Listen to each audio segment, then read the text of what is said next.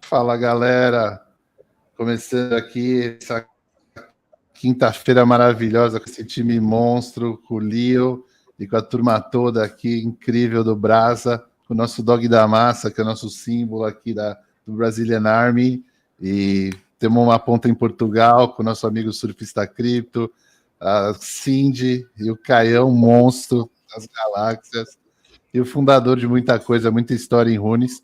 O papo vai ser em inglês, mas na sequência tem tradução, assim que baixa, que a gente acaba, o YouTube começa a trazer a legenda para todo mundo. Então, quem não entender em inglês, pode deixar as perguntas, que as coisas mais perguntadas e tal, vamos fazer aqui para ele. Bora para começar já em inglês, ou vocês querem falar alguma coisa em português para a massa aí, Caio, em toda a turma? Não, acho que é isso mesmo. Boa noite a todo mundo aí. Vamos bater um papo com todo mundo e vamos para cima. Vamos direto para o inglês aí, que eu acho que é mais inclusivo aí para todo mundo. Let's fucking go! Bora! Hi, Leo. It's a pleasure to have you back here after 4 months. 4 months is nothing in a normal company and in a venture capital company, something like that. But crypto, 4 months is like years. So it's very nice to have you here. And this time we have Doc Damassa with us to celebrate the Brazilian Army. Well, guys, it's an honor to be back for round 2. Love that we got Dog Damassa on here. I've seen that Twitter account is like, it's like the only Twitter account that might be tweeting more than I do. Much respect, much love to the Dog Damassa account. You guys are killing it. I also have to admire the t-shirts. Cindy, Doggies are awesome. I love it. The Dog Damassa t-shirt. Love it. Love it. So yeah, let's go, man. It's gonna be a pleasure to talk today with you because it has been wild 4 months, and now that runs are coming back, I think most of the people want to understand what you're thinking about this period of the market and the whole ordinals and everything space. I think we are glad to have you here again, and I think we can start it right now. Love it. And I would say, Leo, the first big question or thing to debate and to think about it with you is, of course, Murad. Don't stop Murad thing. Like he said in token in Singapore what we have in dog, but we did in dog before the token Singapore, this kind of thing. And it's funny to see how it's going on already. Like, how is our perspective and what Murad brought to the game of the meme coin and all this kind of stuff? What's your view about all of that? Yeah, that was a very interesting development. Murad is a very smart individual. I respect him a lot. I've actually chatted with him a few times over the past couple of weeks here. And you're right. I think his values are very aligned in many ways with the free and fair movement, with Dog. I would say he did a better job articulating than maybe we did. Like he packaged the message in a really concise way in that speech that really drove the point home to a lot of people, right? And I think that Solana audience was really hungry for that message. Like, the free and fair, like we've dominated on Bitcoin, right? Like everybody in Ordinals Runes knows about us, but Murad was able to really tap into the Solana audience and get them excited about that as well. So in general, all very, very healthy for the market. I think meme coins as an asset class should be a retail driven market, and free and fair is definitely, I think, very aligned with a lot of what Murad's saying. And look, if there's a meme coin super cycle, I think it does need to be something retail driven, and free and fair needs to be an important part of that. And I think Dog is helping to create a healthy meme coin market that will allow for something like a meme coin super cycle. So definitely much respect to Murad, and maybe we can have a podcast or something with him and talk with him about runes in the future. But he definitely pays attention. He definitely knows about runes, and he is an OG Bitcoiner. So his history in the space is very much being a Bitcoin maxi.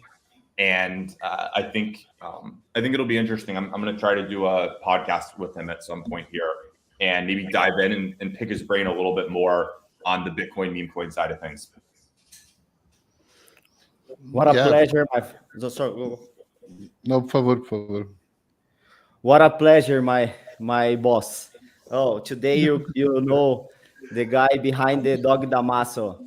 It's really pleasure. I am a futsal player, but I've made a pause in my career to pump your bags, and and I love working for Dog. But I have a topic for you, Leo.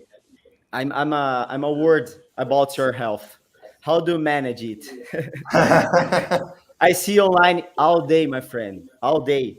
And do you do anything instead of chill dog?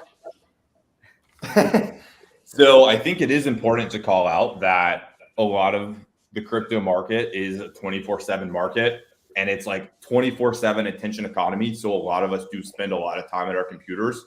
And I think you have to balance that with getting off your computer, going out into the real world. I like to go on high-speed electric longboard rides. So I'll go on like 20-mile electric longboard rides in my city and just have fun. There's lots of ways you can get outside. I love getting outdoors, getting out in nature, going on hikes. I think that's very, very important. Yeah, so all in all, you got to balance it. It's okay to be super hardcore and like tuned into the crypto market all the time.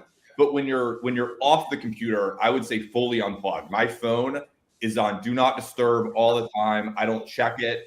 When I'm not on the computer, when I'm not, wired in, I'm completely present in the real world. And I think you have to have that balance. Definitely. Nice. Touch some grass, guys. Don't forget, touch some grass. Touch the grass. Yes. Yes. That's true. So, Leonidas, if I may, I believe the question everyone wants to know about is, are you talking with tier 1 sex? In what stage are that kind of conversation? And there's a Binance on the next corner. There's a Coinbase on the next corner. Tell us about that. Portuguese community want to know about what's the stage of conversations right now for tier 1 sex listing. Yeah. So basically, there's two versions of this. There's the public tweets that I do, and then there's the private conversations, right?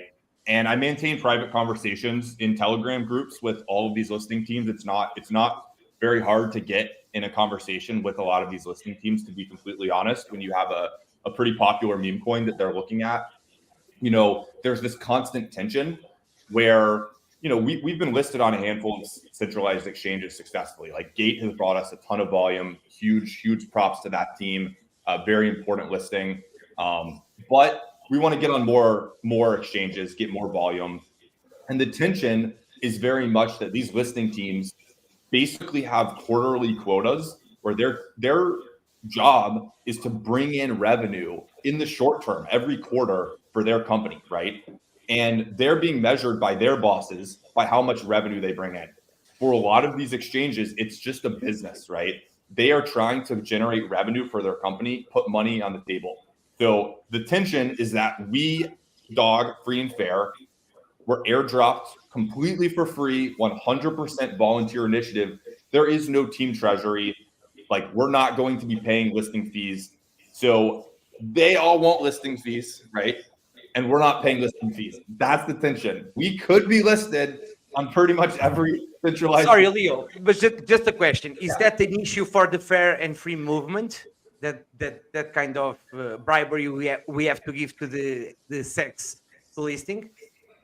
So look, I think what happened is the centralized exchange listing fees make sense for utility tokens. And these guys are in this paradigm of utility token listings. And then what's changed is that the market has moved to non-utility tokens. Meme coins is like the term. And in that paradigm, it doesn't make sense for a meme coin to necessarily have this huge team allocation because you don't need to pay software engineers to go build a product and work for the next 10 years. All you need is a bunch of DJs tweeting about it. It's a picture, it's a ticker, and it's a bunch of people in an army tweeting about it. That's it. And decentralized exchanges have not shifted their model to this new paradigm. They're slow, they're behind. And basically, I think they're applying a model that is not very healthy for the meme coin asset class, which is requiring listing fees. So what this basically does is it forces the market to say, okay, I want to create a meme coin that is successful. I need to set aside all of these funds to line the pockets of the market makers, of the centralized exchanges, of some of these VCs and hedge funds that get in on the pre-sales of these things. And I don't think that's healthy. That makes a lot of sense. That whole engine makes a lot of sense when you're building a startup software company and have to do a lot of work and execute. For a meme coin, there is no execution. It's a viral meme. There's a community. It's organic. It's bottom up. That's how a successful meme coin should be created. And I believe that the free and fair movement, one of our missions here is to not pay those centralized exchange listing fees and contribute to basically a market that is incentivizing these large kind of team allocations and pre-sales for these tokens. I think it would be much better if meme coins are fully retail driven and we just have airdrops from all chains, every project raining down on us, free meme coins, fair distributions. This would be very healthy for all retail investors. So Dog is very much a populist kind of bottom up movement for the people. And just like, Satoshi Nakamoto, I can pretty much guarantee you would not have written a check to any of these centralized exchanges to get BTC listed. We're not going to do that either. We're not paying anyone. Dog Damasa, how many dog have I given you, Dog Damasa? Who will be the first? Just a name. What are you feeling, my friend? We want a name. Okay, I'll stop my tangent, but the bottom line is actually a lot of the conversations are going very well. They're all in different spots. So some of them have actually implemented runes and not listed yet. Some of them have not even done the engineering work to implement runes. And then there's a spectrum. There's about 10 of these centralized exchanges that I'm in conversations with that can really move the needle for us.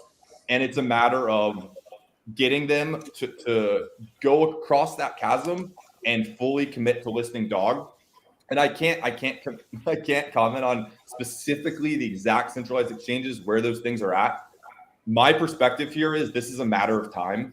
We were getting close to this. These conversations were going well 4 months ago, but then runes just died off basically. And the market for runes kind of went down. There was a little bit of a correction for meme coins in general. And a lot of these conversations went cold. They have since in the last month rekindled. These guys are all seeing that Bitcoin meme coins can be a huge source of revenue, lots of volume for their exchanges, lots of new users. They're all very aware of Bitcoin meme coins.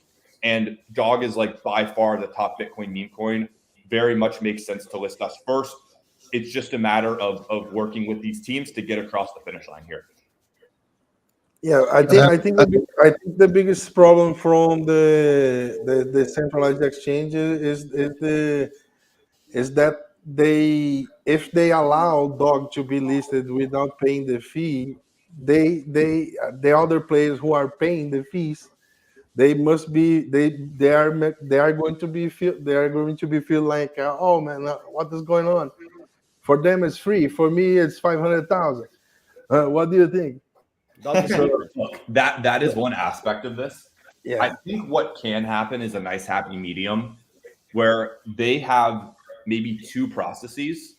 One process is just evaluating a coin based on the memetics, based on the strength of the community, based on the fairness of the distribution, based on the market history and the growth of the token. So if you can organically get your token to $1 billion, probably you deserve to be on one of these exchanges if you're very fairly distributed, right? If you're following free and fair. And then if you want to take this other model of doing the company behind it, right? The insiders behind it, then you're probably going to have to pay a fee because you decided to go with a very different approach. So I would like these centralized exchanges to basically follow a two-tiered two-bucket approach where if you're in the organic bottom up, like the kind of meme coins that we like dog, you get one criteria. And then if you're having this distribution that's not very fair and the top 10 holders hold almost all the supply, you're not going to get the same treatment. That's what I want to see. And it takes leadership by the centralized exchanges to basically evolve their listing processes and criteria for this new kind of non-utility token wave in the market that they're not currently very equipped for. Here, I'm showing the screen. Vicent entered too. Hi, Vicent. Hey guys, just wanted to join in the conversation. Thank you for the invite. Good to see Leonidas here as well. Yo, Grande Vincent. Please don't let me interrupt you. I just hopped in, so please continue. We are talking about free and fair movement, and in my vision, this is not the problem. This is the solution. The problem actually is how the centralized exchange works today. This is the problem, and I see Dog really like a solution. Like we have to change the way, because this is not right with the user, with people, and Dog is really so much fair, so much free. And I believe I really believe that Dog can really change the ecosystem, how it works. And I'm really bullish on Dog, guys. Really. It's funny to see because all the exchanges like tier 2, tier 3, and even Gate.io that is almost tier 1 listed Dog. The problem is with the majors, no major one, but all the other ones, Magic Eden and OKX is not showing here there, but all exchanges that listed anything related to runes listed Dog. We put the tier 1 exchanges in some chess game because if they want to list runes, they are obligated to list Dog because Dog is almost half of the market of runes. Right. Look, I'm just going to give a huge shout out to every centralized exchange you see on the screen right there. I think they all deserve a very much a huge thank you from the Dog Army.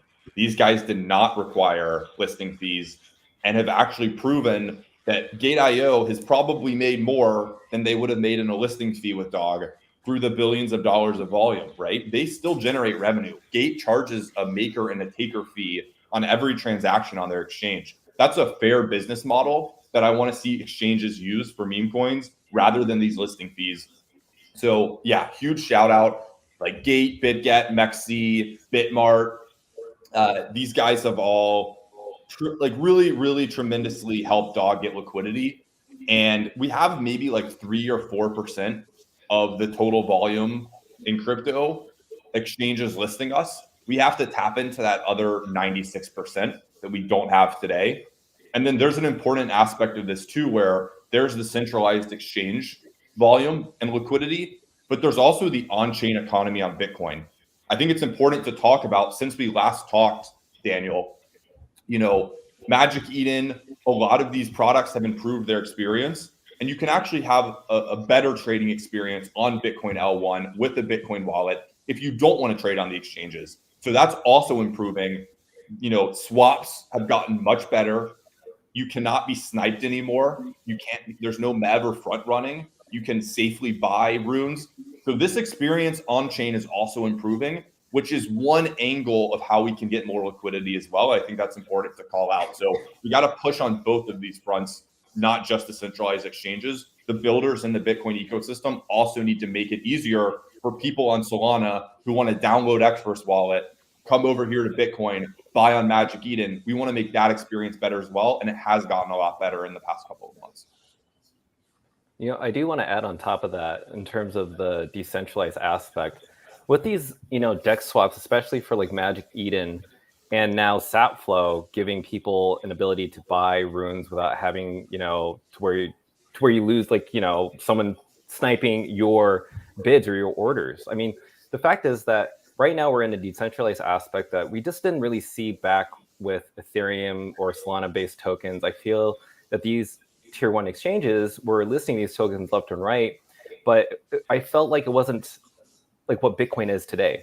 The fact that there is that friction where people can't just like buy these tokens on an exchange because it's not available, but also there's that learning curve where even crypto savvy people still talk to this day around how do I buy dog?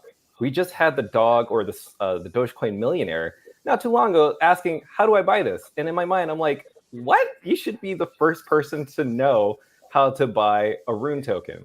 But that's just the way it is. That's just the friction that is there. But there is that ability where people who do understand it, such as the people on this panel and the people who are part of the Darg army and many other Rune token communities, they understand that right now they're for the first time at the forefront of something where they can get access to these tokens before these centralized entities like give it to their customers, but also these centralized entities have to buy it on behalf of their customers. And so right now people have that advantage to, say, for instance, be a part of the dog army and to have dog exposure in their portfolio. And I just think that right now, tier one exchanges, even though they may take a while, the advantage is there right now as we speak. The fact that Magic Eden and Satflow are here right now is like a huge benefit. And not many people get that opportunity, especially right before a Bitcoin bull run. If the bull run is projected to be where it's at, and considering that we just had the Bitcoin halving, I mean, everything seems so synchronistic. And some people believe that this is too good to be true, but really this is just synchronized in a perfect way. Runes launched on April 20th. I just think that what Leonidas did was absolutely at the right time. And actually it's really easy to buy from Mixverse. It's really, you can buy using Apple Pay. It's not a hard time. Yeah, but the people need to understand, and that's why we create content to try to teach people how to do this kind of things. You know, those days are nowadays are really easier to buy and access, but the people still have to have like the Xverse or so, and we are trying to teach people that runes can be much bigger than there is today. That is today. So what vision do you have for runes, guys? What kind of markets are we talking about here? Do you really think that runes are going to make to billions and billions of dollars, as I do?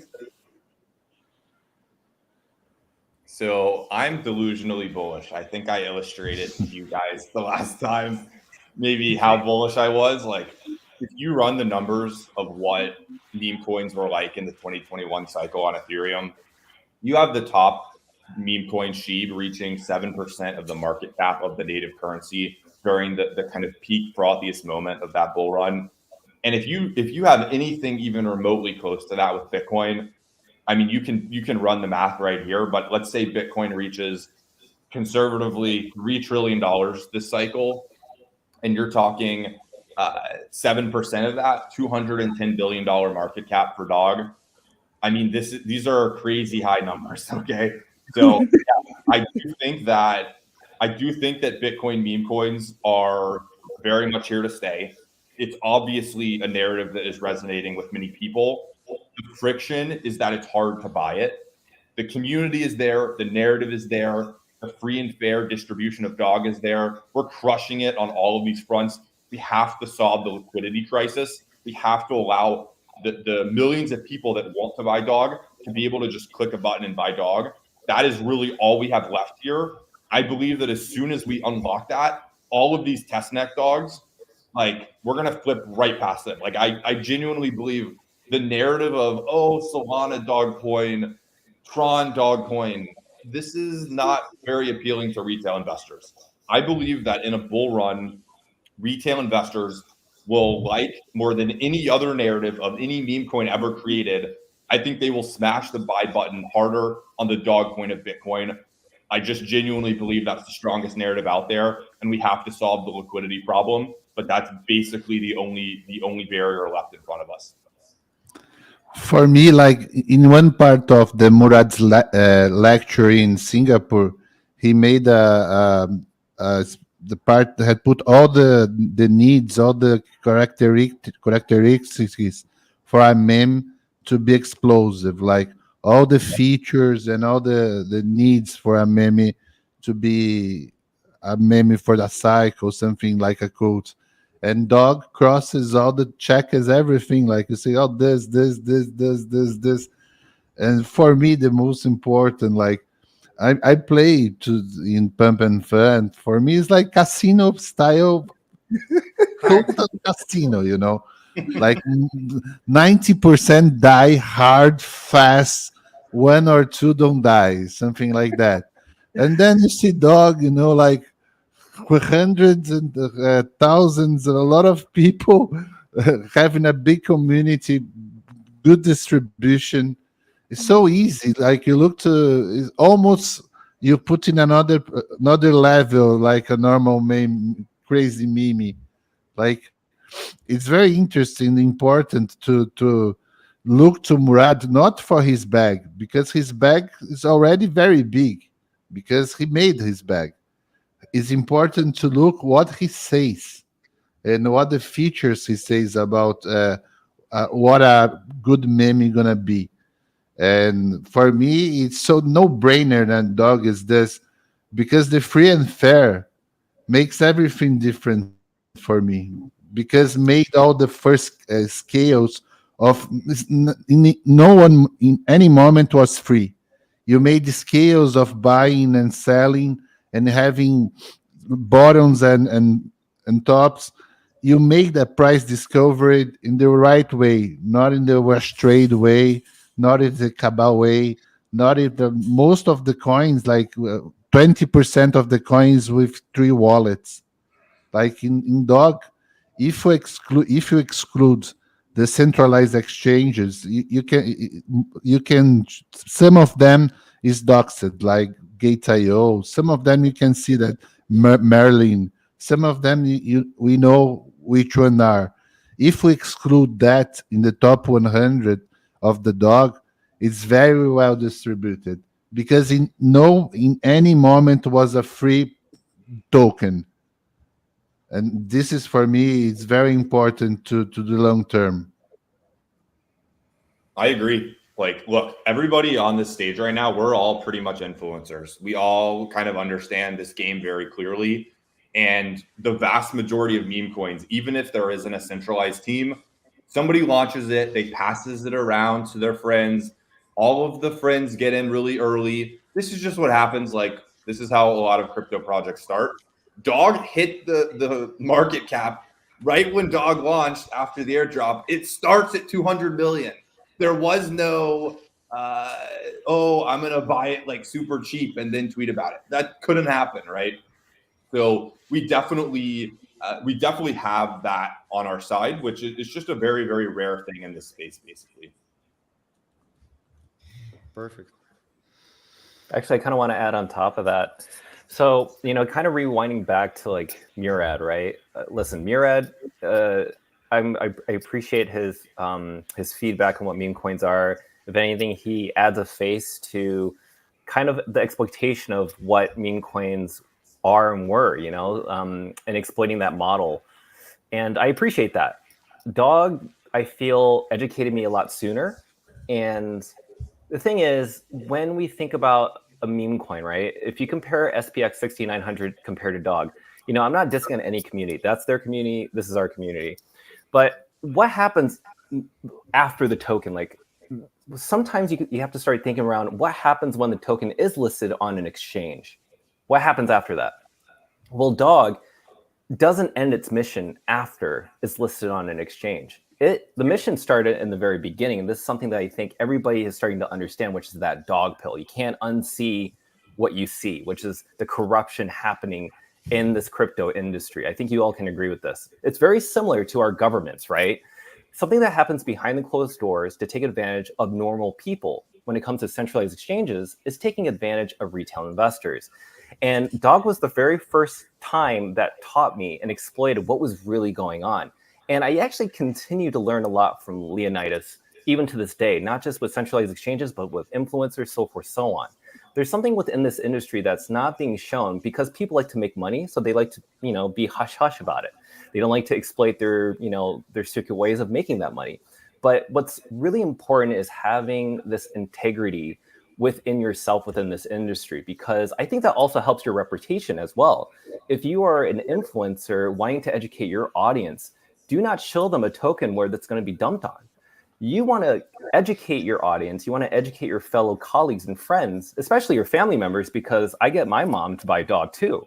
And you want to make sure that when you help them buy something, that they're not going to hate crypto anymore. And you don't want them to hate meme coins, and especially the cutest dog on the internet, which is Dog Rune, right? It's the cutest dog ever.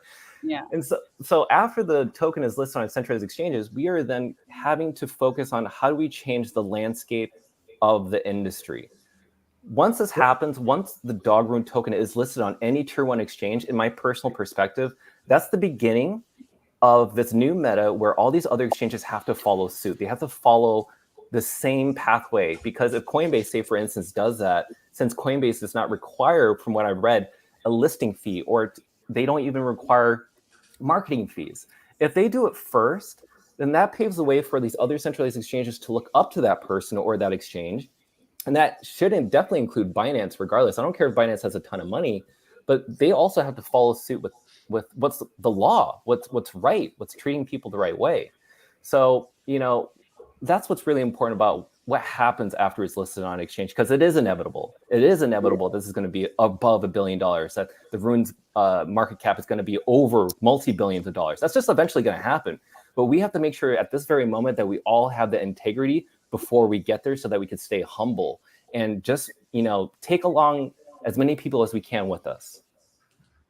Perfect, Vincent. Perfect. I want to have a question for you guys. I want to use the audience, the dog, to bring education for the Brazilian people, because here we have a big problem with the betting industry. So the Brazilians lose a lot of money betting every month. My opinion. If you wanna take a risk, it's better lose money on Bitcoin. Because here in Brazil it's really difficult. The betting industry. We need bring education for Brazilians to how can I do that?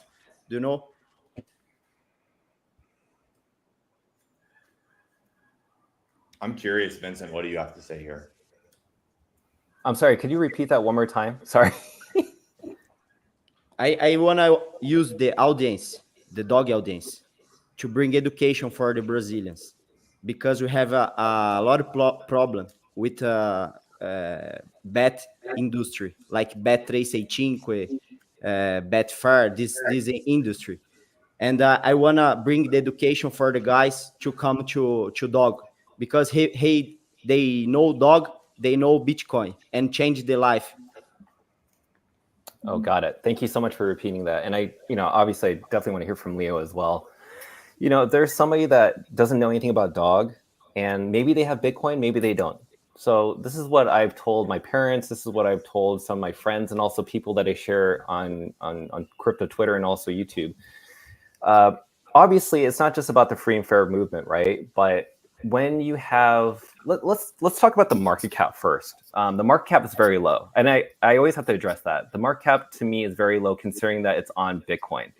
So there is that friction there. So not a lot of people know how to buy the token. So that's that. So there's a lot of upside. If people are looking towards, is this too risky for me? Am I buying the top?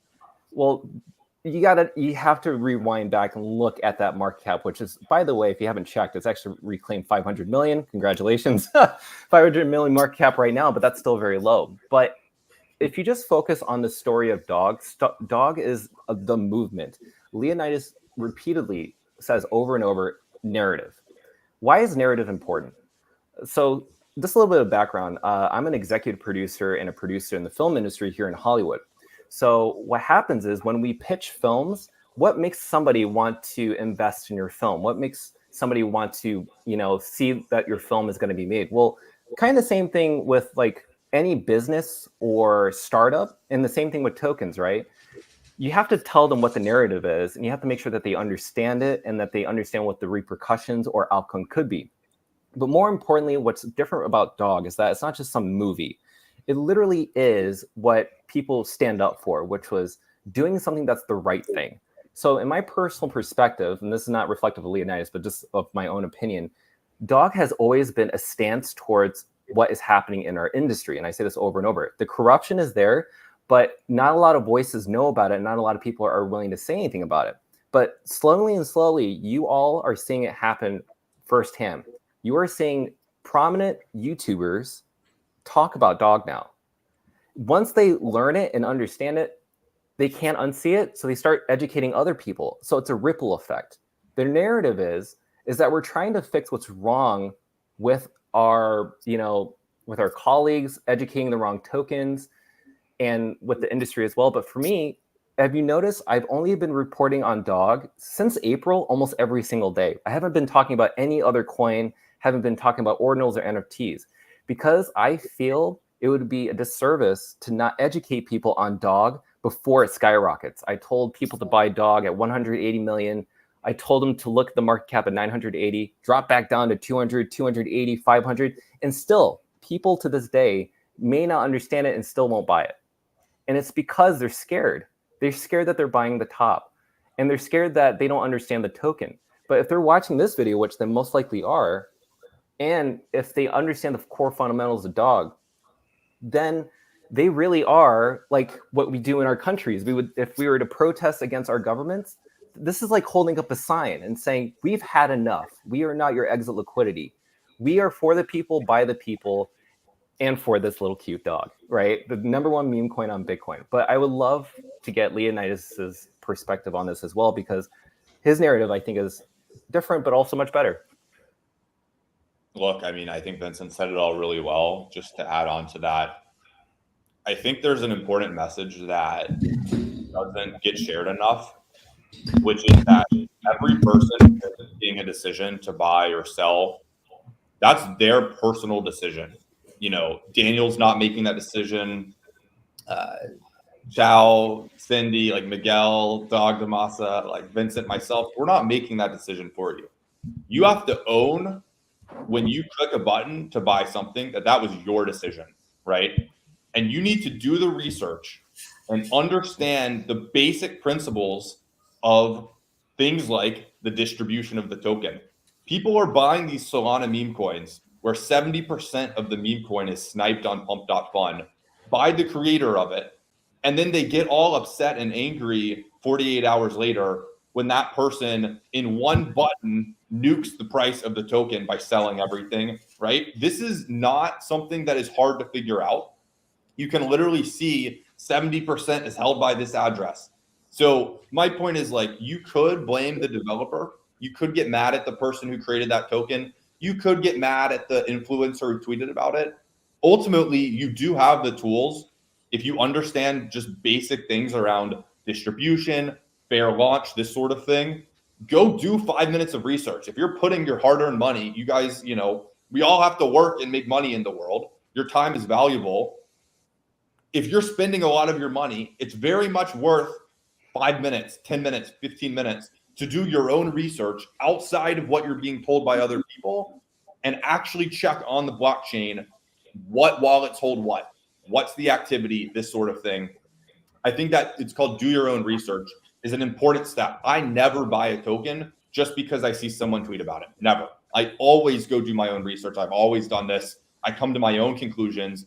Oftentimes, if someone does have high credibility, right, they're popular on Twitter, that's because they have been making good calls. They have built up that credibility. So I will trust them, but I will still independently verify things myself. And not enough people do that. And people will blame other people for the decisions that they made. Go do your own research. Pretend as you're an analyst at a hedge fund and you're going to go spend 10 minutes before you buy or sell anything to figure out what the actual situation is.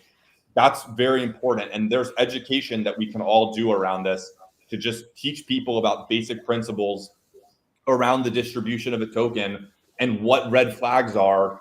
For example, there was a meme coin yesterday that had a pitch deck. If a meme coin has a pitch deck, this is probably a red flag. Okay, meme coins that I buy don't have pitch decks that are pitched to VCs. Okay, so there's lots of these sort of things that you need to learn to look for, and they're not actually that hard to figure out. but you have to take it upon yourself and have the personal responsibility of going and doing that research. Because I've been wrong about things that I've tweeted. I'm sure we've all been wrong about things. You know, information flows on Twitter and there's misinformation, fake news, whatever you want to call it. And you have to just go verify for yourself. And that's a very, very important skill that everyone should have when they're making investment decisions like a buy. Yeah, totally. My take is, if you're really living the meme coin super cycle, there's no way dog is not going to be the leader. There's my take. I really believe this. And I have a question for you, Leo. What about the next airdrop? Some people ask me to make this question. The next one, they were for Runestone holders, is going to happen this year. The next one, I saw you talking about waiting for the perfect moment of the market. What do you have to say about this? Yeah, so there's two variables here. One is just market timing. You don't want to do an airdrop of a token if it's the week where Bitcoin happens to be going down. That's not good. So there's always going to be the timing element. I've watched great NFT collections do mints during terrible market conditions and then not mint out and be complete failures. I have also watched incredibly terrible NFT collections mint out at the perfect moment and make millions of dollars. So market timing, super important. I'm going to make sure that you guys make as much money as possible. That's basically my goal with that airdrop. Okay, so we're all aligned on that. Now, the other aspect of it is we want dog to be a little bit more mature. The equation here and why I'm talking about dog more than a runestone, right, is because runestone's value is very much correlated to the value of dog. If dog, let's say dog goes up 10x, then it stands to reason that the second airdrop to runestone holders, the third airdrop to runestone holders would be more valuable because it's been more successful of a movement, right? If dog goes down 10x, it stands to reason that if it just dropped 90%, that second airdrop will also probably be not as valuable. So the focus is getting dog to a mature position. Right now, dog is a little puppy. We want dog to grow up. We want dog to be on a lot of these exchanges, be healthy. The kind of metric that I'm looking for is volume right now. We have very little volume relative to our market cap. We need to improve that number. That's what maturity looks like to me. That could be through on-chain volume. That could be through more exchange listings. I want that number to get better and basically create a healthy, sustainable dog that is out into the world. It doesn't need Leonidas anymore. It doesn't need any of us. It's going to go do its thing. Retail is going to take that dog and send it to the moon on its own.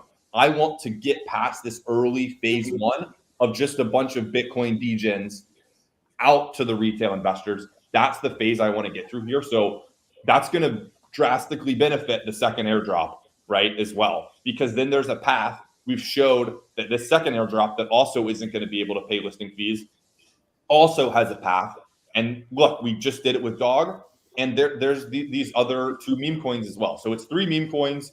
And ultimately, I think the reality is all of us, the hardcore people, we're going to very much know that dog and these other meme coins are all part of the free and fair movement. At scale in a crypto bull run, the person who hears about dog from their friend, they're just going to hear that there's a dog coin on Bitcoin. They're going to go to Robinhood. They're going to go to Coinbase, click buy, and that's it. And that's okay. There's something beautiful and simple about that as well. And we got to get dog closer to that situation. So the goal is still a second airdrop by end of year, but it may push into next year purely based on market timing and the maturity of dog.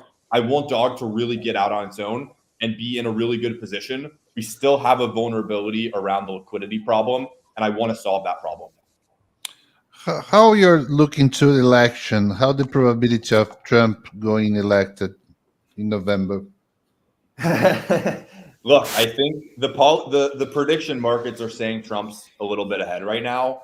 I'm not totally sure what's going to happen here. I do think this will have an effect on the crypto markets. Probably the first time a presidential election has had a significant effect on the markets. He's basically got one candidate who is very much completely on board with crypto, literally launching their own tokens, and is basically committed to pulling back all of these regulators.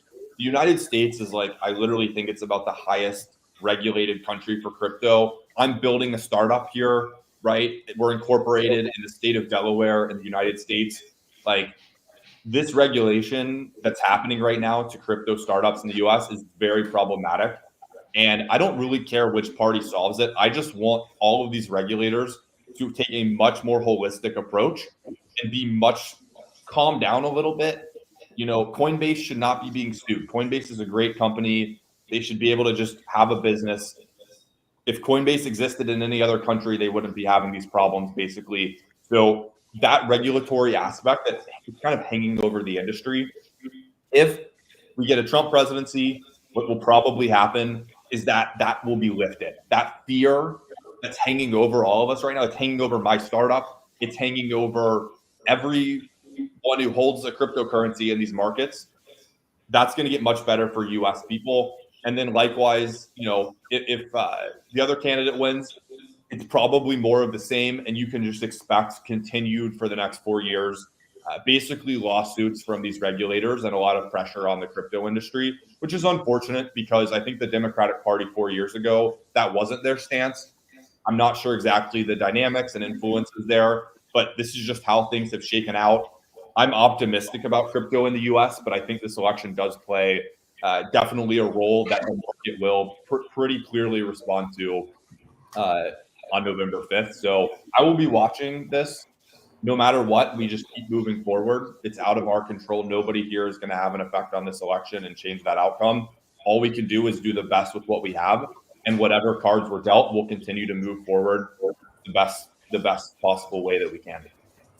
You know, I do want to add on top of that as well, which is, you know, just get ready when the elections do come up, because I think what we could expect to happen is that there's going to be a dip, regardless of who wins. Like, I like to imagine the worst case scenario is that Bitcoin takes a little bit of a dip or a tumble, but just like the fundamentals of Bitcoin, you have to pay attention to who's buying it, right? And that's going to be BlackRock and many of these different ETFs.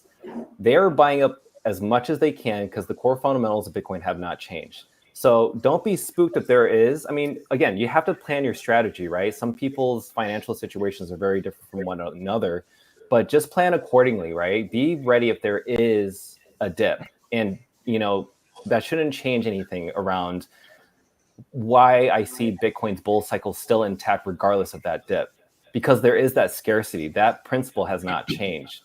But with that said, you know, just plan accordingly, get ready for a dip if there is any. But the positive side, if there isn't a dip, then we're just going to head straight up, and the Bitcoin bull run is confirmed. So just want to share that input.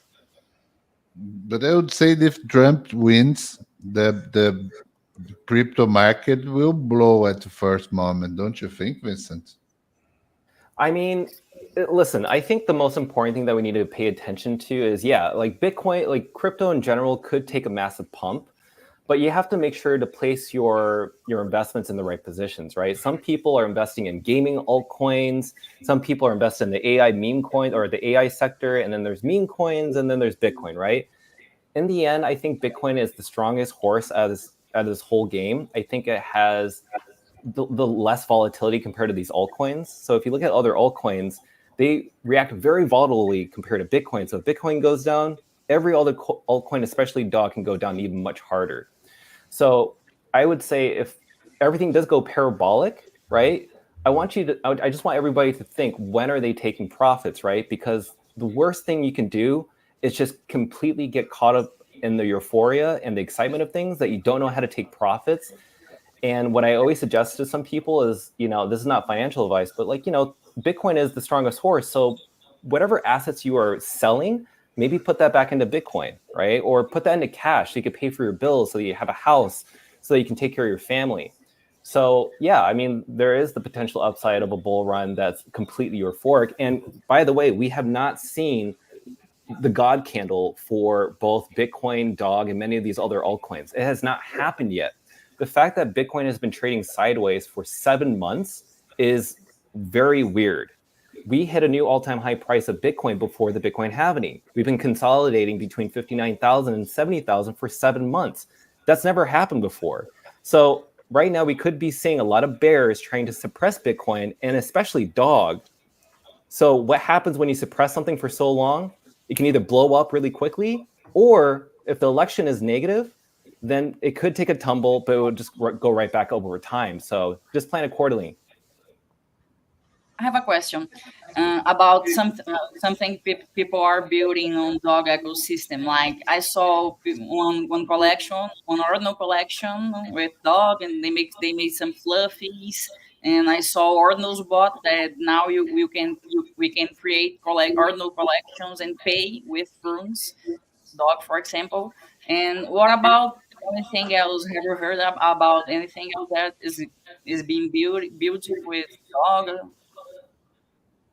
Well, so I think it's important to just make clear to everyone that dog is a CC0 project. There is no IP.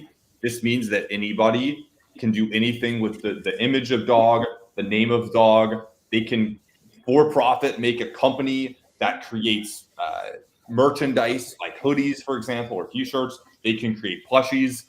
Literally anything you want. Nothing is off limits. I've seen all sorts of crazy things. You guys are wearing some t-shirts right now, for example. Look, I'm trying to think off the top of my head. I think the plushies one is a really exciting one that I'm very much optimistic about. I'm hoping succeeds.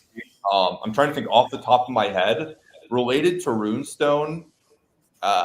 Leo is working on the other Leo, the artist behind Runestone, is working on a physical Runestone project that's like a very large Runestone. I won't say anything more than that, but that should be pretty cool. That it's going to take a little bit of time to actually execute that, and it's a very large situation, but that is kind of happening in the background.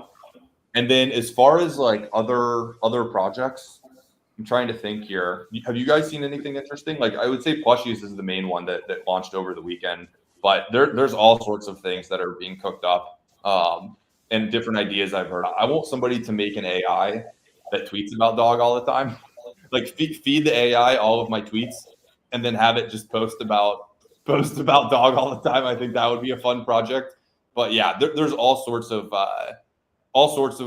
fun things. I think there's this artist that's creating these beautiful oil paintings of dog that are really lovely.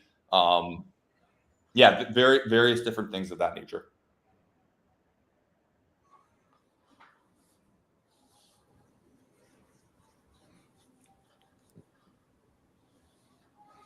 Awesome. Did we cover all the topics? Did we get through everything? No, can I have a question for you. I have a question for you, Leo.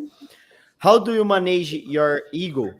Because you do the best airdrop ever. How do you manage your ego? Because if I was made this airdrop, I would be running now in the beach naked because how do you manage your ego, man? Well, it's a good question. I think maybe I do have a little bit of an ego. I try to manage. I think in the past, we've had some competitions with other runes, and I was like very much able to get into a mode to win those competitions and do what needed to happen to be number one. And I maybe turned into a little bit more of an asshole during that period of time. But I think, we're getting along with other runes a little better, other Bitcoin meme coins now. And, if somebody picks a fight with us, like I'm gonna step up and fight them. But to be completely honest, most of the people who flooded us and the dog haters and Runestone haters kind of gone away. I don't see them very much anymore.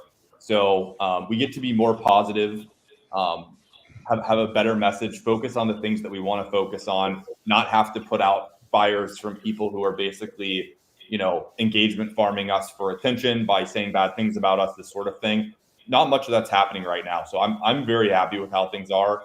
And I imagine as we continue to rise and go past $1 billion, there will be people in the future who flood us, who attack us. And, I'll do whatever, I need to do to fight that. And, maybe I come across as being an asshole, this sort of thing, but it's part of the nature of this is like, I'm very direct. And if somebody is coming at us saying things, I'm going to fight back. So people can like that, not like that. It's whatever. I'm going to continue to fight for dog. I believe in dog, and I'll face those things head on. And yeah, basically, I think it's important to realize that every single person who buys dog, whether it's $5 or $5 million, that's somebody who is a real person out in the real world that worked hard for that money. They choose to buy dog with it. And I think that person is a very valuable member of the dog army. And I think, it's important to be in touch with that. This is not just a bunch of Twitter usernames. These are real people in their real lives. So I think there's like an empathy that comes with that. I have another question about Ordinals bot, because now we can create Ordinals collection and pay with runes like dog. Does that make a real usability? Wow. Yeah. So it's a good question. I think it's interesting, right? Like part of me loves that you can pay with dog and check out with dog. Like, how cool is that? The other part of me is like, when you're checking out with dog, you're also selling your dog. So part of me is like sad when I see people basically selling their dog to buy something else. So I have mixed feelings on it. I definitely think it's really cool, right? The dream for Bitcoin is to become the world reserve currency. I think dog can become a currency within the Bitcoin economy. I think that would be super cool. I think we're already starting to see that emerge.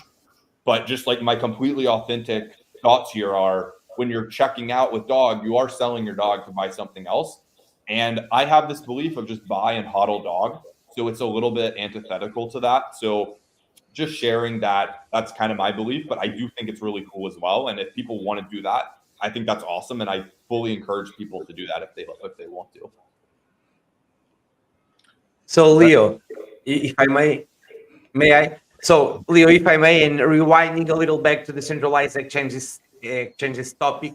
So not naming any tier 1 sex, what's the biggest issue you see in them to list you? What's in the point of the conversation it is that a common issue? Is it the listing fee? Is there any other issue? Any strategy to pass through it? Yeah. So over the summer, the number one issue was that Bitcoin, meme coin, and runes market had been going down, and this just general sentiment and excitement had cooled off. So they were concerned. They have a reputation to manage. They don't want to list a token that then doesn't perform well or something like this. So that was the concern over the summer. Now that's not an issue at all. The runes market is crushing it. Bitcoin meme coins are like the hottest thing in the space. So it's more just a listing fee equation. Like, it literally is like very much a simple transactional thing. They would all love to list dog. It's a no-brainer. Their brand gets great marketing, branding from doing that. They get volume on a popular meme coin. That's free money for them. But a lot of them are basically playing a game where, they play this with all of the coins. If they're patient, they think that maybe eventually some listing fee can come if they're patient. And then some of them are just realizing like, shit, these guys aren't ever paying a listing fee. And that's good as well. So that's the equation there. And I really can't emphasize enough that like all of these conversations are in different stages. Some of them much harder of a state than others. Some of them are going very well. And it's very much, I want to see who moves first. I think that will allow the other ones to come right behind it, because they're not taking on as much risk because there was a first mover. So my thesis of what happens here is, once one of these guys announces that they're listing dog, the other ones will follow suit fairly quickly. Can we expect a tier 1 move in this year, 2024? I mean, look, man, I sure as hell hope so. My gosh. If I'm very optimistic about that. I'm not going to sit here and make promises because I can't speak on behalf of these listing teams who ultimately make that decision. But some of these conversations are going well and they're progressing. And I very much hope so. I would be very shocked if we can go another, 2 months and 7 days without having a tier 1 exchange listing, especially given just the energy in the whole crypto market right now, and how Bitcoin meme coins are becoming a very popular conversation. I think dog was literally 10% of all conversations on Twitter related to meme coins a few days ago, right? It's becoming very hard to ignore us. And at a certain point, you just hit this inflection point where like they have to list us. There's not a choice anymore. So very, very bullish on this happening, and bullish on definitely bullish on a tier 1 exchange listing by the end of the year. I'm just not going to make promises either, because ultimately it is out of my control. These guys have to complete what they're planning and actually go execute that and list it, and that's on them. So keep tweeting at these guys. I think it's they definitely are aware of us, very, very aware of us, and very much are evaluating us very seriously. Leo, Leo, let me my turn. My turn. You asked it, surfista. My question is one, like, how many people in the world you see like Doggy Damasa, like a person in Thailand, China, I don't know, whatever country from other different countries, that a guy put the dog face on the Twitter and create something like Doggy Damasa. And other side, how you see the improving or more people talking about dog, like Lark Davies and other guys like with a lot of followers, how you're seeing this improvement in the community and our organic marketing? Yeah. So look, people basically have, like, if you're an influencer, right, you are creating content and you have a goal that's actually not necessarily just related to money. You want more engagement, you want more retweets, you want more followers. So there's an arbitrage that's very naturally happening where there's a very high demand for great dog content. And these YouTubers, these Twitter influencers are realizing all I have to do is put $DOG in a tweet and I get 5 times more engagement than I've gotten all week. This is an arbitrage where naturally they're learning, look, if I talk about dog, I'm going to get what I want, which is engagement and followers. So there's a very clear phenomenon around attention, where high demand for attention, the people who create and meet that demand are going to get a lot of engagement on their content and grow their personal brand. So that's a mechanism that's been working really, really well. I think Vincent can speak more to all of the YouTubers that have been piling into dog and covering dog. And basically, look, yes, it's international. Over the past month, the Mandarin, Asian dog army has grown significantly. That's been the most exciting sort of trend that I've seen, is that every day there are lots of tweets in Mandarin about dog. That wasn't happening as much during the first wave of dog a couple months ago. So that's super exciting. And I'm kind of bullish on just dog, resonating with all cultures, all nations, all languages. Everybody understands the dog coin of Bitcoin. Everybody understands the free and fair movement. We all don't like getting rugged. Nobody in any country likes getting rugged. So this is resonating with everyone. It's not just an American thing. It's not just a Brazilian thing. It's not just a Chinese thing. It is the whole world. And that's super, super exciting. And watching communities kind of pop up in places like Asia, really organically having Telegram chats that are crowded, talking all the time. I think the most popular dog chat is a Mandarin Telegram chat, for example. That wasn't happening 2 months ago, and that's a super exciting development. Yeah, to kind of speak on the whole YouTuber topic, thank you Leo for bringing that up. What I've noticed is that with my audience, and I think what these other YouTubers based in the US are starting to realize, the predominant name figures, is that our audiences are actually demanding to know more about dog. I'm seeing it on my end. That's why I keep reporting on it, is because for the first time, people actually see a token that was actually free and fair, equally distributed. Now, we say that over and over, but tell that to somebody who's been in the crypto industry, who's never heard that before. They're used to team allocations. They're used to that. They never even question, wait a minute, what if we just remove all those people? What would it be then? So what I love about what Leo did with dog is that he wasn't becoming this leader of a token. He's one of the main voices, but he almost in a way removed himself so that he gave you, all of everybody on this panel, myself, everybody else out there who has a lower subscription or a lower view count, he gives these people a voice. He gives them a chance to speak. I've grown my account quite a bit with dog. And for a second, I thought, is this fake? Is this a bunch of bots? No, after every single comment, it was so organic. And now you're seeing these top YouTubers talking about it. They took the dog pill. So what you guys are doing right now on this panel, you're helping people in so many ways be educated in something that they did not know. Every time you type dog, it like warms my heart. And it even goes to the people who don't have that many subscribers or viewers. If you have 100 subscribers or viewers on your X account, on your YouTube page, on your Instagram, on your TikTok, well, guess what? If you type in dog, you are going to be supporting something that I feel is not only trying to change the landscape of this space, but also help educate people on what is the right move, what is the right thing to do. Treat people with respect, treat people with the utmost intelligence, treat them how you would treat yourself. And that's what I feel dog is just a little bit part of. Dog represents so much in so many things to so many different people. And I think that's why it's so global. And you can make whatever story out, what you want dog to be, but no matter what, dog is for the people. Yeah.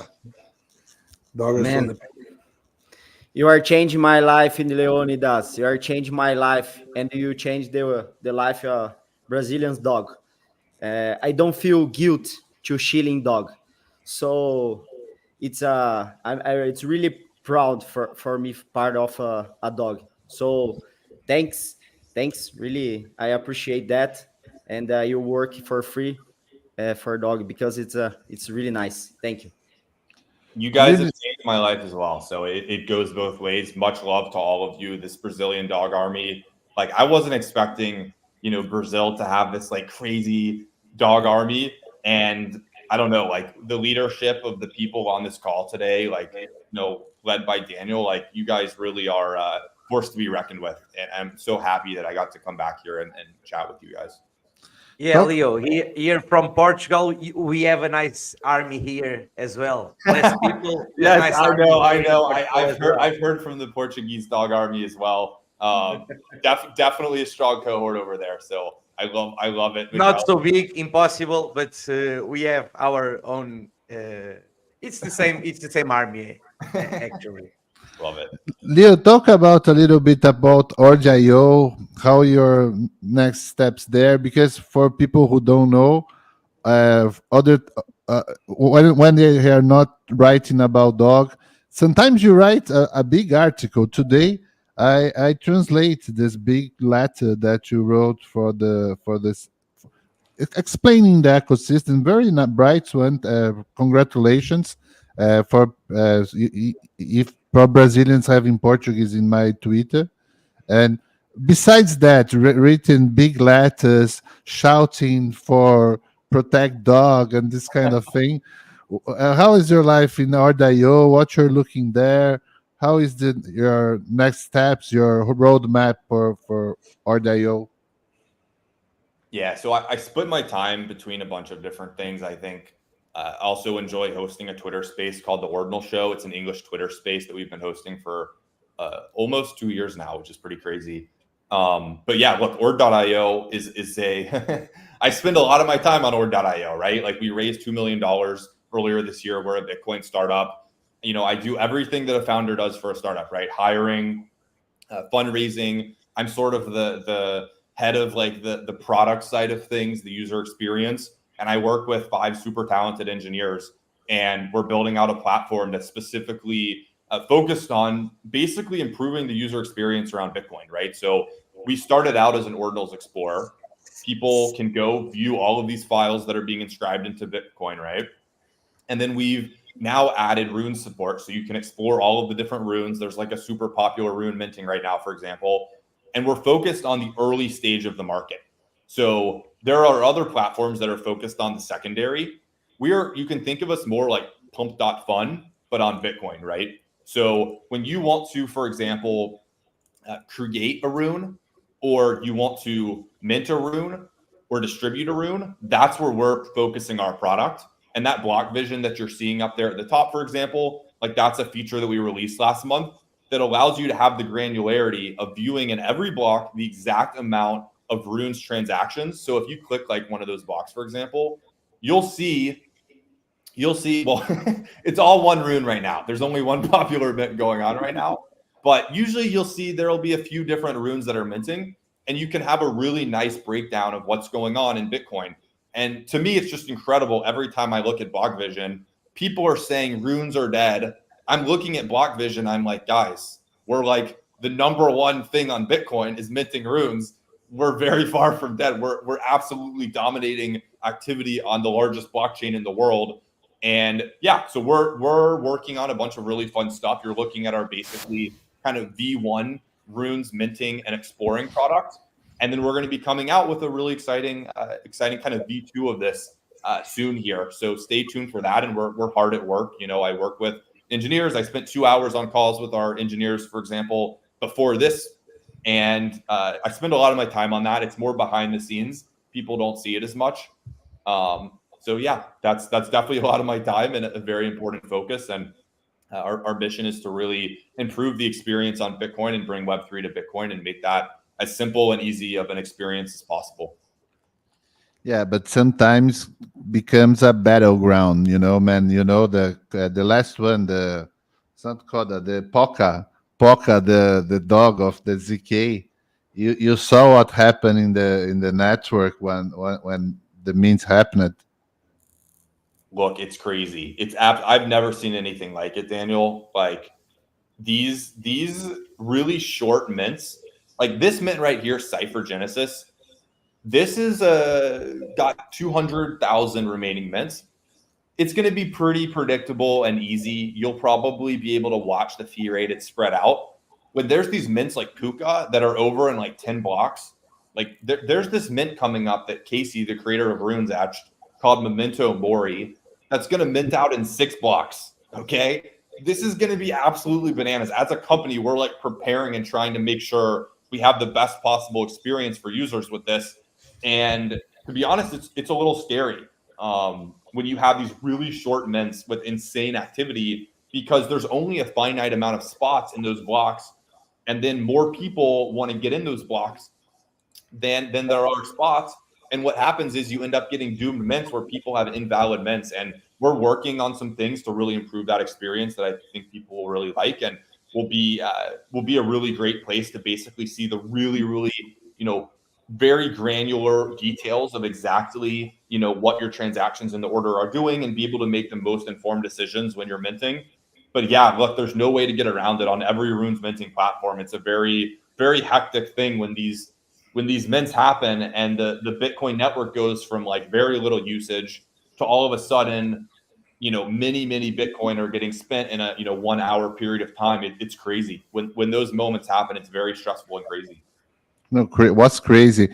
I would say, in my perspective as a user, you have the best UX. I love the UX, but you have to have replaced by fee.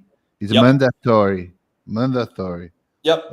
So just to kind of fill you in, I don't really reveal exactly what we're working on. I'd rather just tweet about it than tell people it's coming. But we're very much aware of this, and there's basically a couple approaches there: child pays for parent, and then replaced by fee, because we very much are keenly aware of this and are working on that. So I definitely hear very loud and clearly that is something that would be very helpful to mentors, and we're working on it. Now, for sure, because Lifu Fifu has done on the Runes Blaster. And it's really, really, really nice that you use the RBF. So because sometimes it's go crazy on the sats v byte. The people go crazy like a 300 sats v byte. So it's like a block wars. Yeah, 100%. FIFO is a really kick-ass dev in the space. I love Rune Blaster. It's an awesome product. He's been building fun products in the space for a long time, and this one in particular, I'm definitely a fan of. And yeah, look, I very much love what he's been doing, and yeah, like we definitely want to have RBF support as well. It's a really kick-ass feature. And about Memento Mori, did you know what happened with Patreon? I did. Yeah, it was crazy, man. I entered in Patreon yesterday. I was like 1,700. And last night they broadcasted the podcast saying that whoever was inside the Patreon and sent the wallet would receive this airdrop, the Memento Mori. And then this morning it was like 3,300. And then Patreon blocked it, House. It's blocked right now. It's it's pretty wild. I'm look, Casey is he will do something fun here. Like he's a very smart guy. I'm sure they'll just move to another competitor to Patreon. There's many platforms now for doing Patreon type products. But yeah, it sucks. Like they've been longtime supporters of Patreon and just got kicked off, and it looks like they're gonna have to move to a new platform. But they seem to have everything they need. So Daniel, like you'll probably still get Memento Mori. It sounds like. I'm sure I will, because I sent the wallet before. But the reason they get blocked because was a number of new subscribers too fast. Increase it too fast. Yeah, it's crazy. It's like super nuts. I think probably one of the top Patreon accounts in the past week was their Hell Money podcast.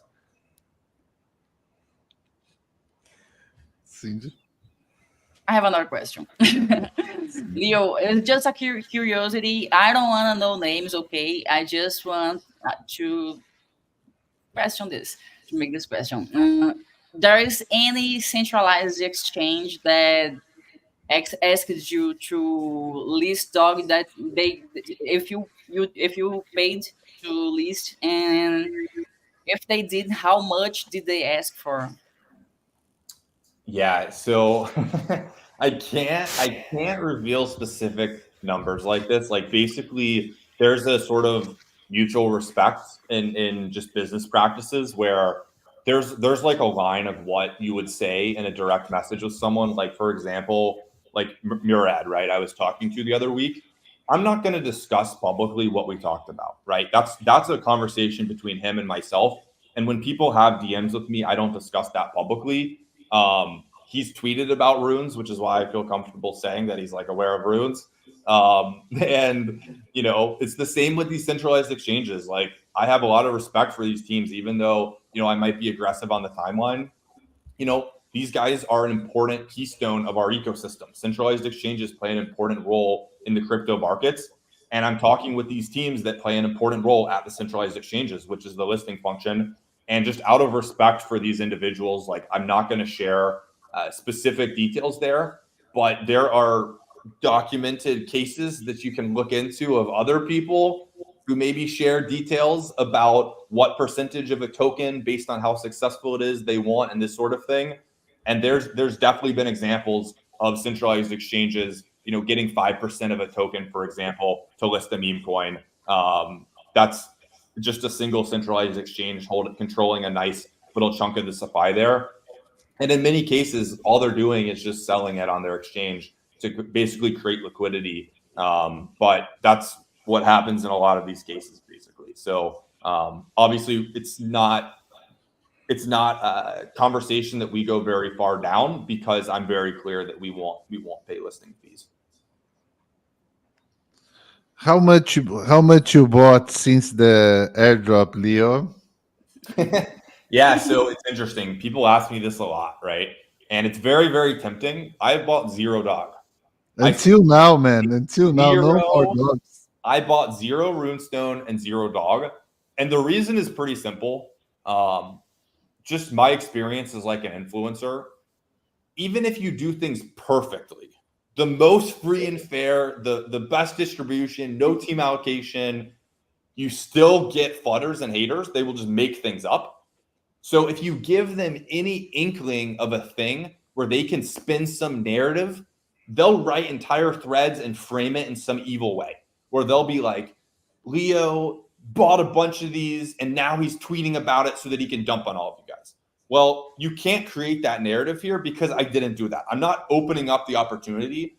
I'm basically viewing dog as an experiment, and an experiment of how extreme can we go in the fairness and the free airdrop aspect of this. And part of that is if I am viewed as the founder or whatever by certain people, whether that's true or not, I consider myself just, influential person in the community, but, lots of other people contributed and actually did the work to do the airdrop. I just tweet things basically and organize in DMs a little. But the reality is, like, I don't want to give people that ammo, right? And when we go up to $1 billion and to $2 billion and $5 billion, you're going to see a resurgence of people trying to create why this is actually bad somehow, or why they don't like this, and they'll make things up. I'm not giving anyone an ounce of ammo to throw at us. I'm just not going to do it. So that's basically the logic there. Trust me, when I see dog going down to like, $180 million, you guys have to realize, like, I'm definitely wanting to buy dog, but just not going to basically allow these guys to have an extra narrative to basically flood us with. And speaking of these fudders, by the way, that keep coming up, the people that were fudding dog or runes during the time that we were in a bear market, well, a lot of those people are back and they're bullish. But the thing is, they're bullish on the wrong coins. And the funny thing is, like, how like they're telling this to their followers that now they're bullish on runes and they're bullish on the ecosystem, but they're buying into tokens that I think it's overly saturated. And so what I would say is, be careful of the people that fudded runes and are now promoting runes. These are not the people that are in it because of the principles of runes, or especially dog. They're in it for the gains, and you're there as it liquidity. It can happen in the runes ecosystem as well. So that's why I say, if you pay attention to like everybody on this panel that's been with dog in the bear market when we hit a low of 180 million, you guys and girls were there. So obviously you are going to be the people that I trust when we're in the bull market. Don't listen to the fudders and don't follow their trades. They are absolutely the worst. That's all I have to say about that.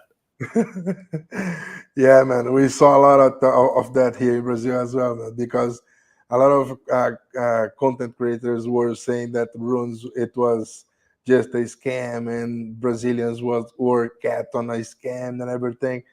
And I myself, I've been talking about runes since the prayer runes before it launches. So I've been teaching about it and showing the people on my channel as well for a while right now, since the airdrop of the Runestones, since the airdrop of everything. We were there, and most of the people got beneficiated from the airdrops, and everything that happened made like the people doubt about runes, because the price firstly went really up, and dog went to like 98 billion, 908 million, almost 1 billion, and then it fell to 180. So it was really, the people were scared. The people were like trying to understand the movement, and most of the content creators who didn't caught the airdrop, they were saying that runes were like scams and everything. And now that runes are going up again, and we see this kind of environment that people are trying to shield and say, oh, I was there, I was doing this on the movement, So it's crazy, man, because it's like a fractal movement. It happens and happens and happens for the infinity, Yeah. Just depend. Just change the characters. I will say, that's a really good perspective, because this is the difference between people who are emotional, or like emotional traders or emotional investors, compared to people who follow the data analytics. And when I say data analytics, it's simple as just following the fundamentals of dog. If you trade or react emotionally to markets, then you're going to ignore the data, but also you're going to follow the trend. So if people FUD dog, if they FUD runes, then you're following a trend. But if you don't follow the data and analytics, the numbers, which tell you, wait a minute, this is built on the largest blockchain with the largest liquidity pool, and also the tools haven't been developed yet to make it seamless. And also, if you think about the numbers, like coin market cap, the amount of people voting that are showing bullish sentiment towards dog is in 13,000. Just like a couple months ago, it was 9,000. That's pretty extraordinary. Then look at the amount of unique holder counts. Back in April 20, when dog was airdropped, the number of wallets, I think, dropped to around 70,000 unique wallets by the time we hit a 200 million market cap. It's now at 92,000. That's insane. These numbers are there to tell people this is what's happening behind closed doors. And that's what's great about the blockchain. It shares with you everything that's happening on chain compared to everything else that seems like it's completely manipulated. Then when you start looking at the charting and analysis, which most people do check out and absolutely report as an analyst, they're also sharing with me, like, wait a minute, if there's no token allocation, then this is all organic, this is all driven by community, then you just got to look at how emotions are determining the price of dog. Right now, dog is in an uptrend. Why is that happening? It's because people understand that if Bitcoin's going to have a bull run, dog's going to follow that same trend, and maybe other runes as well, for sure. When low tier runes are going to the multi-millions, dog and the other top tiers are going to be in the multi-billions of dollars, and that's just being bearish. Bearish, not base, bearish. So study the numbers, don't work on your emotions. They never helped anybody. And I think that's why I think people to this day, especially YouTubers and analysts, are getting it. They just needed time. And remember, we're only 6 to 7 months into runes and dog's life cycle. This is pretty crazy. And I know that the feeling right now feels very good. You absolutely have the right to feel that way. And it's because everything is in line for cryptocurrency, but more specifically Bitcoin, to do really well. It's a scarce asset. And last thing I want to say is that dog is a meme asset. I think that right now, dog is one of the assets that people are going to want to go for and have in their portfolio, especially in my personal perspective, even family offices and hedge funds. Because eventually they're going to realize, like, wait a minute, this is not manipulated. This is a digital asset. Meme coins are going to be the new asset class. And it may seem silly now, but people said that about Bitcoin when it first came out a very long time ago, right? But I think because we're such in a mature cycle and people are more educated, it's going to go a lot faster and a lot more adoption is going to happen quicker. So remember when we went from 200 million to 980 million within 21 days? That proved that there's no friction within the crypto space. That means people can actually bring this up to $1 billion. And that's why I need to remind everybody that before we get on these tier 1 exchanges, I think it's really important for us to make a mark for ourselves, not to do it for anybody else, but to do it for our own community, to be above $1 billion before that tier 1 centralized exchange does happen. Because we're, in a way, trying to remember the point of that we are not like these other meme coins. We are the #1 meme coin across all blockchains. So I think that's definitely the ultimate goal. And I definitely agree with Leonidas. These exchanges are paying attention. Totally true. Vincent, I'm your fan. You're amazing. And Kyle is my brother, for who doesn't know. And Kyle is the biggest channel from all of us here. And a lot of people from Brazil came to talk to me to say, dog is a Brazilian coin. It's created by Kyle. Kyle is Leonidas. Kyle is Leonidas. Kyle is not Leonidas. Kyle is not him. Leonidas is another person. It's not Kyle. And people used to say it's Kyle. It's Kyle. Oh my goodness. So now you can see Kyle is not Leonidas. Leonidas is here, guys. So I have an inside joke, like when Scott Pippen was in the spaces, Twitter spaces. I post in my Twitter. It's a Brazilian thing. And when like Dark Davis with like 500,000 post something about dog, I post as a Brazilian thing, because the Brazilian fooders, people who wasn't in the original space last year, and was upset because didn't receive the airdrop, did this food like, oh, this is a Brazilian project. They're doing this to dampen us, blah blah blah. I will say that. And I love that. Maybe your brother is Leonidas. I don't know. Maybe he's the Leonidas of Brazil. Who knows? But No. So here it is. This is what I want to say is that regardless of what happens, right? If people FUD runes or dog, if people say good things, this is the main thing that I want to share with everybody, and this is marketing 101. Good press or bad press equals great press, no matter what. Because press, it spreads the word. If it's good or bad, it spreads the word. And you see this happening in political climates. This happens with Bitcoin. People say a lot of bad things about Bitcoin, but in a way, it promotes Bitcoin. So when people FUD runes, that's great. The thing that scares me the most is when people don't talk about dog, when people don't talk about runes. That's when I really get scared. But the good thing is people are talking about it way too much. And that's a great thing. So good press, bad press equals great press. And that's marketing 101. Yeah, amazing. Yeah, I love your content as well, man. Both of you. Actually, I learned so much like in the beginning of 2023 with Leonidas, so that I could show for the people here in Brazil, for the audience. And you as well, Vincent. You've been creating amazing content on Twitter as well, especially about dog and everything. I saw your posts about the exchanges citing dog, saying some things about runes, and all the time they are trying to understand what I was wondering, because the centralized exchange, they need to understand that if they list dog and runes, they will be able to earn so much money with fees. And why don't they do that? They believe that there is no volume or so, because it's crazy. They would make so much Bitcoin with the fees.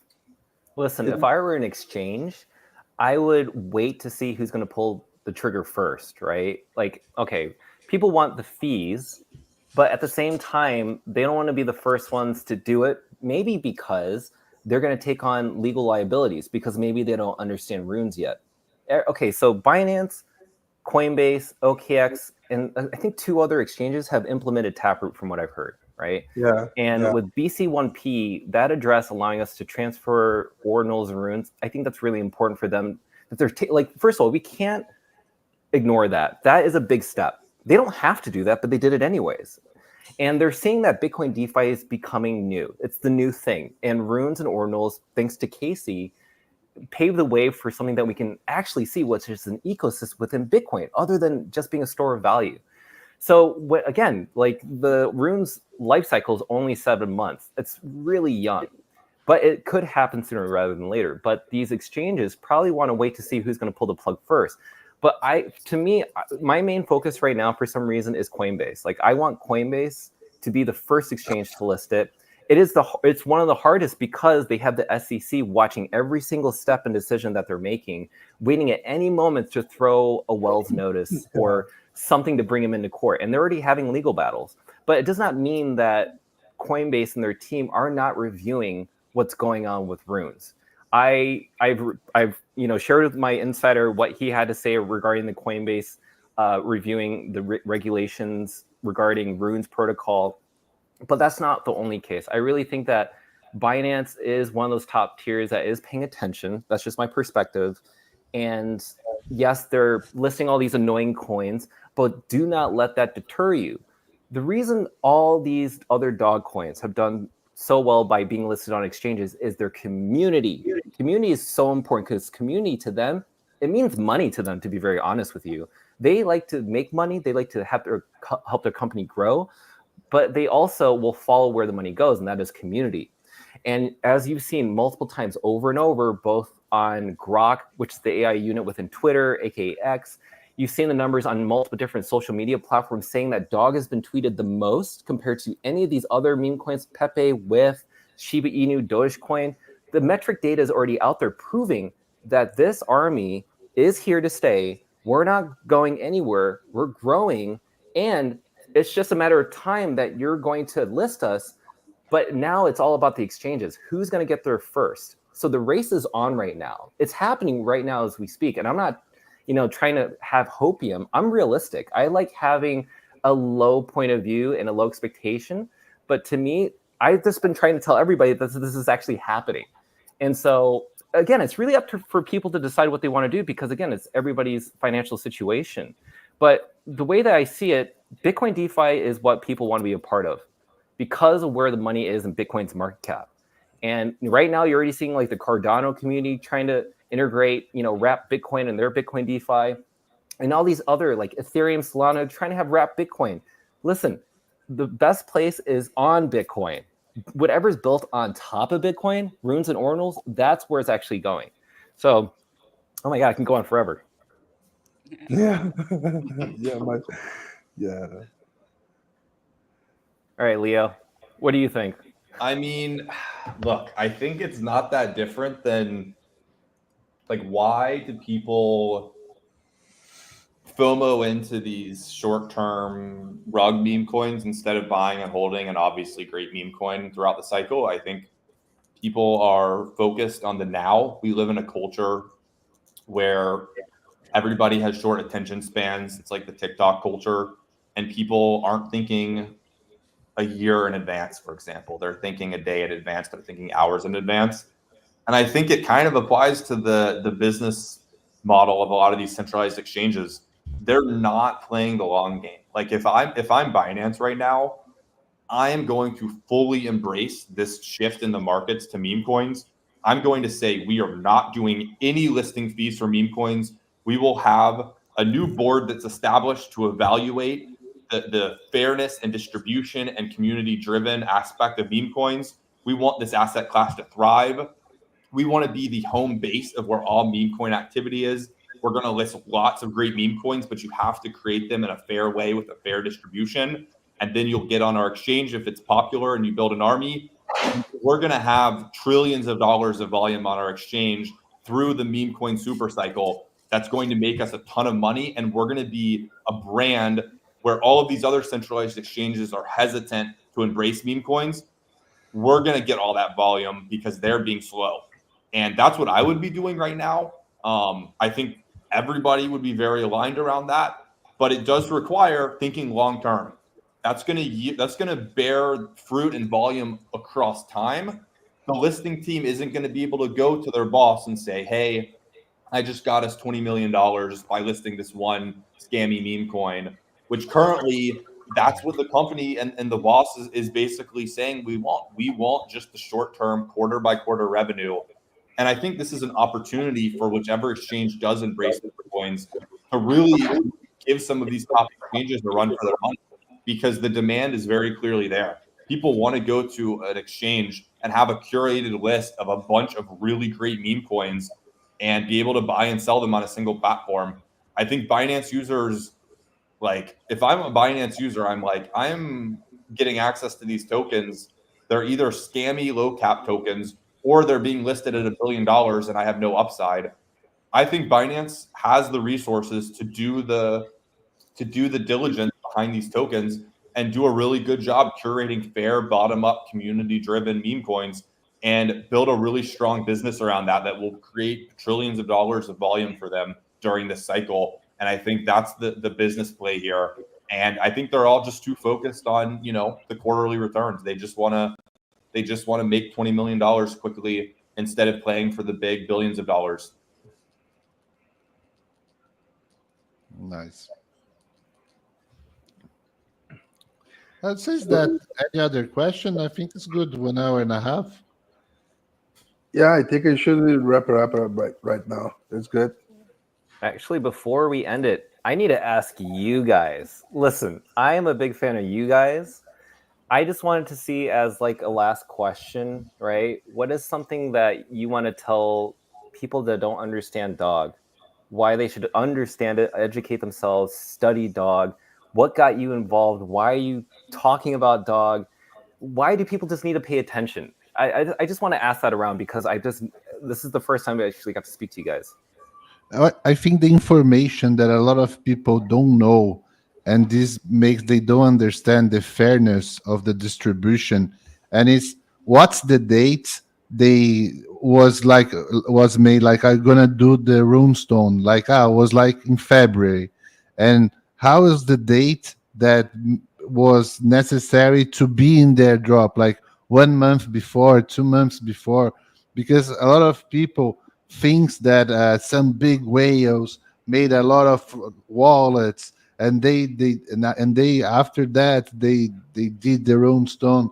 I would say this information and how true is the fairness of the distribution, I would say it was one of the most important. I think besides the speculation, the asymmetry that we have with dog, I think runes as in general brings a new paradigm to Bitcoin, and be exposed to runes without being exposed to dog is kind of crazy. Huh?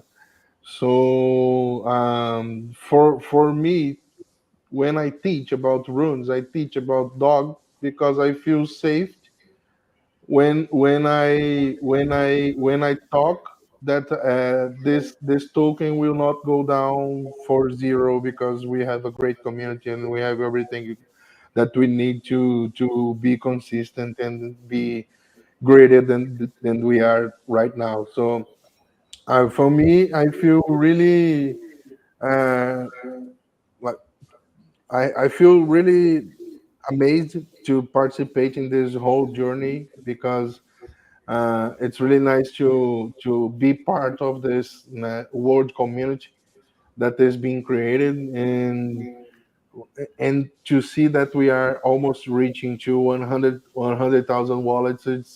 It's kind of crazy because we look at that and we see it's too early to say something right now. So I mean, it's really great to talk about runes and everything on Bitcoin. I love Bitcoin. Bitcoin changed my life, changed all of our lives here, and I'm sure that everything that is new brings for most of the people.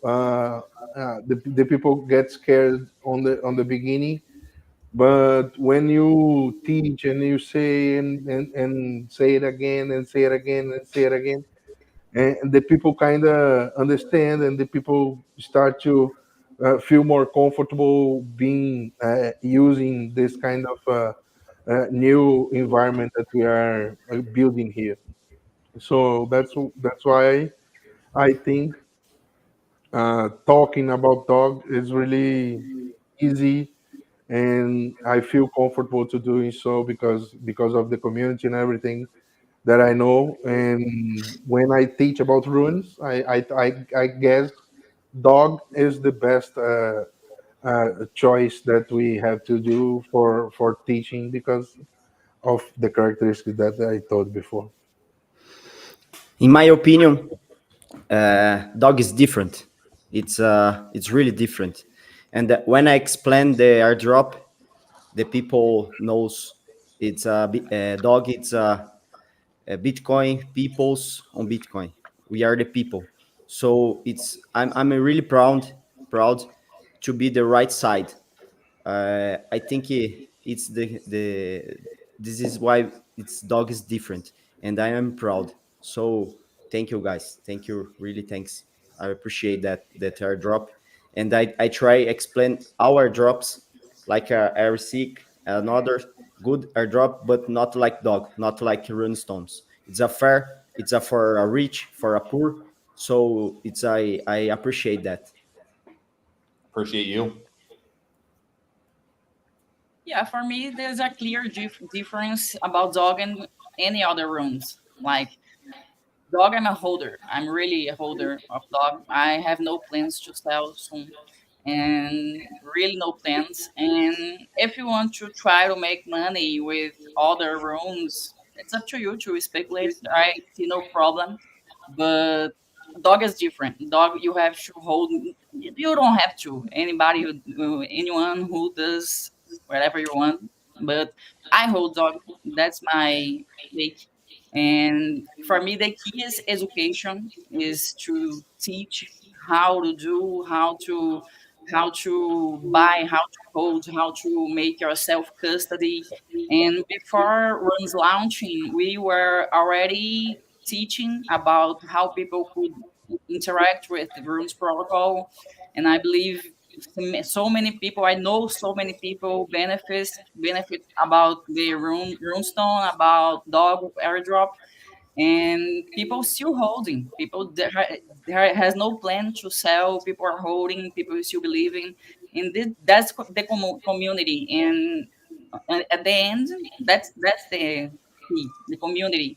And people are still holding because of the community, because people still believe that they are not going to be worked. And the key for me is education. Yeah. And to wrap it up, guys, so besides dog being the biggest meme coin on the biggest chain on Bitcoin, for me, dog, and for our audience that don't understand dog, dog is the Bitcoin of meme coins for me. So who understands the scarcity of something, the fairness and the distribution, have to have dog in his portfolio. Just to wrap it up. Love it. Miguel, can I ask you one quick question? Yeah. Is Sure. that a green screen or do you actually have that? No. Oh, yeah. I like it. That's cool. That's cool, dude. I was admiring that the whole podcast. That was sick. Dog Damasa, you need to learn from Miguel right there. That's you got to up your background game a little bit, okay? For the next one, maybe. This was awesome, guys. Maybe I'll hand it back over to you, Daniel. I really enjoyed this, and we'll have to do it again. What do you think about my background? I mean, look, it's you know, it's I can open it. I What's can on open the fridge? it's authentic. It's authentic. But Leonidas, about that, Kyle has a mutant ape Yeah. there. Can you see it? What do you think Wait, about on the door? NFTs? Oh, on the wall. I see. It's like a piece of art. Yeah. Okay. Oh, you need to change your nickname, yeah? Leonidas NFT. You need to change it. No, Leonidas. man, I am one of the biggest ordinal holders in the world, Yeah. man. Really. And like I'm the top 700 right now, you know. So there is no question about that. I love it. So I'm a big believer in node mugs and everything, you know. Node mugs, OMBs. I have a lot of them, especially node mug OMB, the puppets and everything, you know. Pizza Ninja, everything that is included on ordinals. I have everything that you can imagine. Love it. I have more than I could, I guess, but I'm not on leverage, you know. So it's okay. Love it. He don't put in liquidium, you know. I do not use leverage, so it's fine. I don't either. It's like my OMB, like it would be so scary if I had that thing like on leverage or some crazy thing. Like love it. No, I have like 10 node monks and 10 OMBs, you know.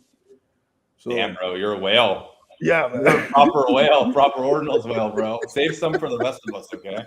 It's a lot. What about Ethereum?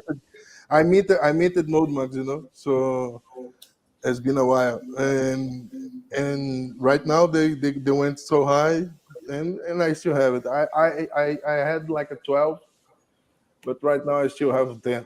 So it's a I like ordinals. I love the idea of art on chain. I think the communities on chain are amazing. I myself have my own community that is guild hackers, you know, here, and so the people are really engaged, and I really felt for those communities because I'm a builder, and I see there are a lot of builders as well. So that's it. Love it. Let's build.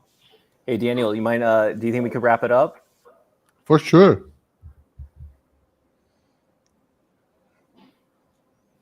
Awesome. Well, I just wanted to say thank you so much for just having me join you guys. I know this was a space for Leonidas as well. I always continue to learn from Leonidas.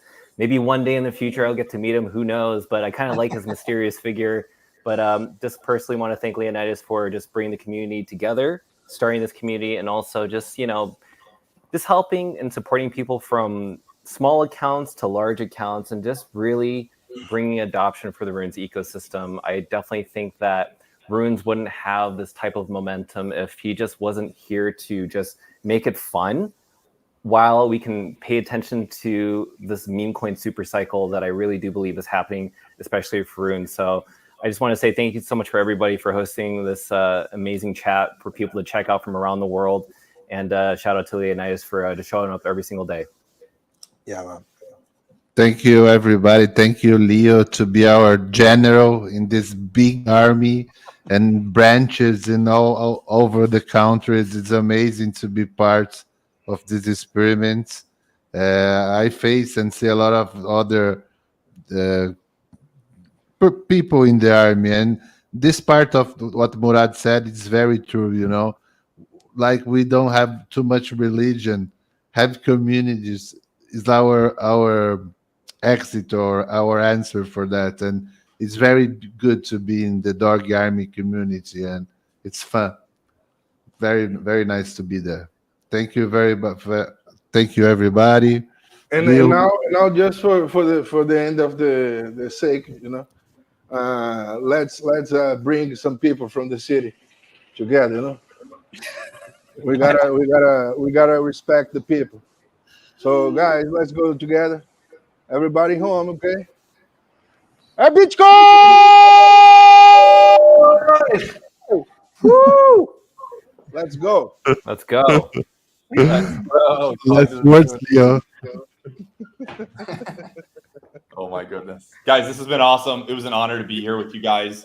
I seriously feel privileged to be in a community with folks like you guys. Like I see, like, you know, Cindy, you're like becoming a real serious force on Twitter these days. Like Dog the Masa, you're a lunatic, bro. Like keep doing what you're doing. Like Daniel, Cal, Miguel, like I love this stuff. Vincent, your YouTube videos are just killer, man. This is awesome. We're gonna have to do this again. Y'all have a great weekend, okay? Thank you. We love you, Leonidas da Silva. We love you. Bye-bye.